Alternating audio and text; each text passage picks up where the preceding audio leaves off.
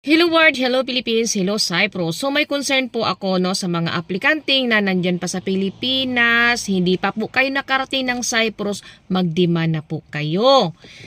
Alam nyo po, dito talaga sa Cyprus, bawal po talaga mag-part-time. Hindi po talaga allowed yan ng immigration. Yung nagpa-part-time po dito, tago-tago lang po. Huwag nyo pong madaliin na nandyan pa kayo sa Pilipinas, demanding na kayo. 'Di ba?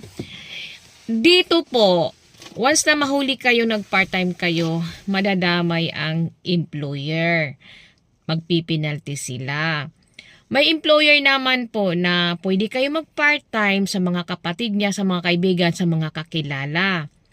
Ang akin lang naman po, ang mahalaga makarating kayo sa Cyprus. Kasi po, hindi po nyo alam kung anong pasikot-sikot sa Cyprus. Nasa Pilipinas na kayo, gusto nyo na. Maghanap na lang kayo ng iba, magpapa-interview kayo ng iba dahil gusto nyo mag-part-time. Hindi po pwede yun. Makontento ka muna kapag ikaw ay bago, makikiramdam ka muna kung ano ang mga lakaran dito sa Cyprus. Okay?